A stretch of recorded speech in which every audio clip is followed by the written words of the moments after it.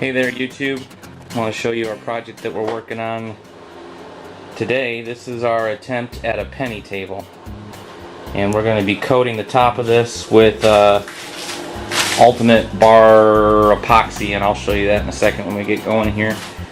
But just kind of want to show you what we got. This is a table that we had, like a coffee table. I believe it came from IKEA, and you notice that it already had a little lip here all the way around the edge, so I thought it would make a good little catch basin there to hold the epoxy and embed these pennies inside here. So all I did is laid out the pennies here, and I got a few more to put in here. We didn't really go with any kind of major design or anything like that, and they're just put down with Elmer's glue. And these last ones that keep falling off, I'm going to go ahead and put probably super glue on them. I guess the only idea is that you just want something to hold them in place so that they don't pop up as you're putting the epoxy in there. So we'll go ahead and get this and get a look at it. Kind of looks cool. We didn't do any fancy design or anything like that. These are just random pennies laid out in kind of a neat row all the way around the table. And this is just the top. I went ahead and took it off the legs, the base, so that we could go ahead and work with it a little bit easier.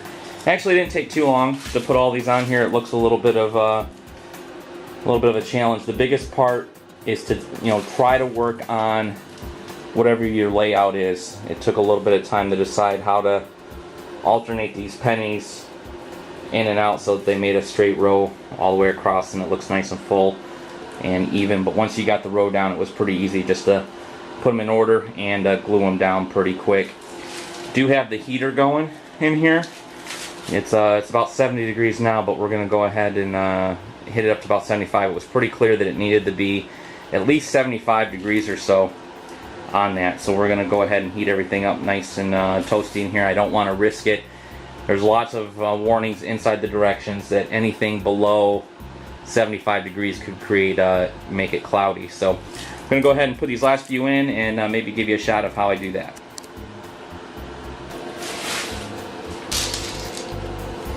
Just put it in there, push it down. I already had the layout down. These ones just kind of popped out, so I'm trying to push it in here. Hopefully it gets back in there.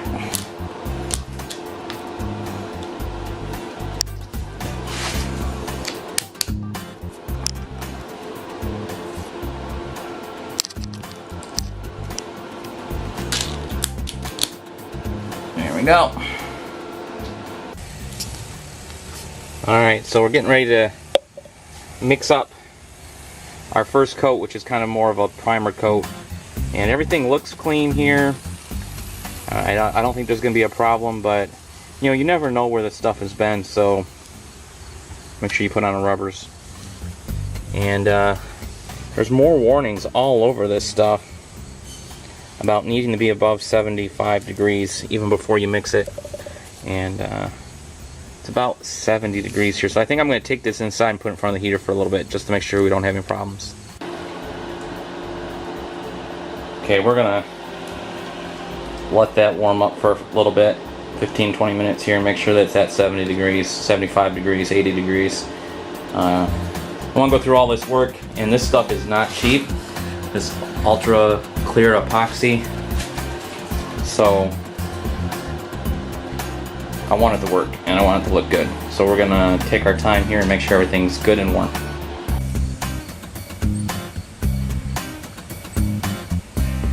Okay, we gave everything a good mix with that mixer on the grill for about 2 minutes. I'm just letting some of this drip off, and then we're gonna go in there and do the primer coat, and everything in the directions lets us know that we need to not let this sit too long in a small container like this, because it will start to set up pretty quick. So let's get to it. Okay, so what I'm doing here is starting the first coat, which is kind of more of a primer coat.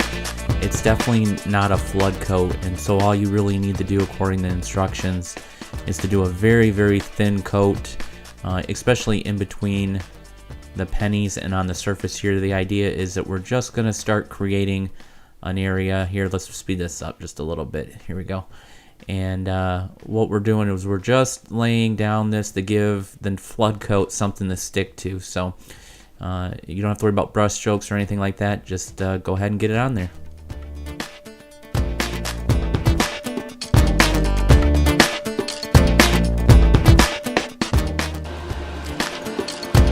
Okay, so just finished up taking the brush, just lightly brushing everything. This is not a flood coat, this is the initial kind of primer coat. So the idea is to just kind of start to get everything. The instructions say that you don't have to worry about paint brush strokes, things like that. I did use a good brush so that none of the bristles came out. I think we did a pretty good job of getting everything kind of with an initial coat here. And the next step will be to wait 4 to 6 hours, and then we can come back and we'll mix up the bigger batch and do a flood coat of everything and kind of walk through that. Do make sure you put down some tarps. The idea that we're going to use on this is that we're just going to let this flow over and get the sides, and then the drip should be on the bottom, and then we can go back and sand those off after we're done so that everything is kind of looking the same and nice and clean. The other thing that I didn't mention is make sure that you do level this. This is self-leveling up to 1/8 inch. Anything thicker than 1/8 inch, you're supposed to do multiple coats. I think we'll see what one coat does, where it comes up on this lip, because I wouldn't mind still having just a little bit of a lip on this coffee table here. We'll see what that comes out to. So the next step is to make sure everything's level. We got that coat done. Heaters are on. It's nice and hot in here, good and toasty, well above 75, so we should be fine. We're going to let this set for 4 to 6 hours, and then we'll come back and do the flood coat.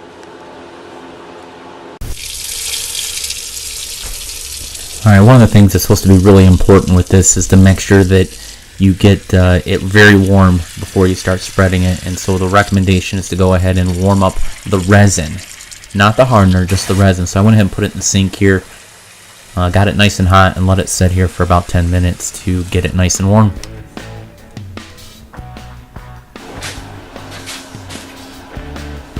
Alright, now once that resin's all nice and warm, you have to mix that for a total of 5 minutes with that mixer, which takes quite a bit of time, and it seems like an eternity. And then the next step is to go ahead and start the flood coat, and that's what I'm doing right here. If I had to do it over again, I would go ahead and try to pick a container that was a little bit easier to control the stream. As I go back and forth here, you can see that the stream is thick, and then it's thin, and then it's thick, and then it's thin. But it's just a matter of taking your time very, very slowly and going back and forth and trying to get it as even as possible, and then just letting it self-level as you go through. And we're going to speed this up a little bit. This is about 6 times speed. And you can see, as you see areas that are a little bit lower, you just go ahead and go back over them and add a little bit more liquid of the resin of the mixture to those low spots, and then it'll kind of self-level out.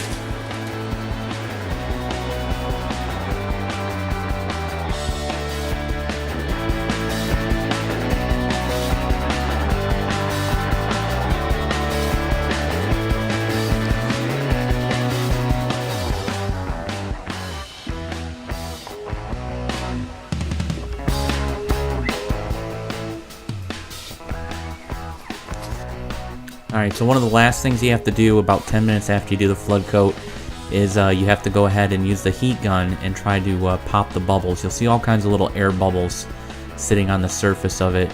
And so what you have to do is take a heat gun is what I chose to use. The directions say you can go ahead and use a torch as well. I just thought that it would be a little bit easier to control the heat gun.